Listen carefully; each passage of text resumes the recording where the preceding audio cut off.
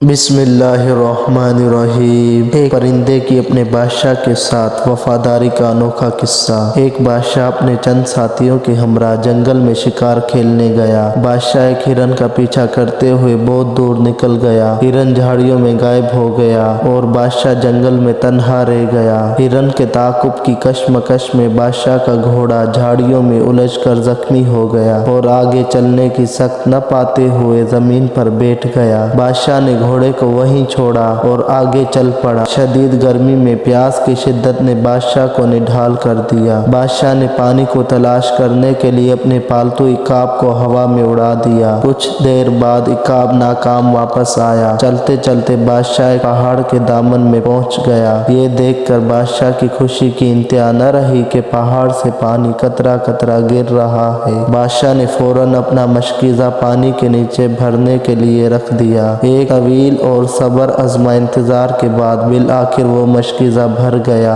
بادشاہ نے بے تابی سے جیسے ہی پانی سے بھرا مشکیزہ پینے کے لیے منہ سے لگایا، عقاب نے پنجہ مار کر اچانک مشکیزہ گرا دیا اور سارا پانی زمین پر گر گیا۔ بادشاہ کے غصے کی انتہا نہ رہی، مگر اپنے قیمتی اور پالتو عقاب کا خیال رکھتے ہوئے درگزر کر گیا اور دل پر پتھر رکھتے ہوئے بادشاہ نے ایک بار پھر مشکیزہ بھرنے کے لیے رکھ دیا۔ طویل انتظار کے بعد مشکیزہ ایک بار پھر بھر گیا۔ بادشاہ بے تابی سے آگے بڑھا اور مشکیزہ اٹھایا اور منہ کی طرف لایا، مگر یہ دیکھ کر بادشاہ کے غصے کی انتہا نہ رہی کہ عقاب نے پنجہ مار کر مشکیزہ پھر گرا دیا۔ بادشاہ نے فوراً ترکش نکالا اور تیر مار کر عقاب کو ہلاک کر دیا اور مشکیزہ ایک بار پھر بھرنے کے لیے رکھ دیا اور یہ دیکھنے کے لیے پہاڑی پر چڑھا کہ آخر پانی آ کہاں سے رہا ہے۔ جیسے ہی بادشاہ نے پہاڑی کی چوٹی پر قدم رکھا تو یہ دیکھ کر بادشاہ کی حیرت اور رنج و الم کی کوئی انتہا نہ رہی کہ پہاڑی کی چوٹی پر ایک اژدہا مرا پڑا ہے اور سورج کی گرمی سے اس کی چربی قطرہ قطرہ پگھل کر پانی کی شکل میں نیچے گر رہی۔ اس واقعے سے ہمیں یہ سبق ملتا ہے کہ پرندہ اپنے بادشاہ و مالک کے ساتھ وفاداری کرتا ہے، اس کو پہچانتا ہے، لیکن افسوس ہے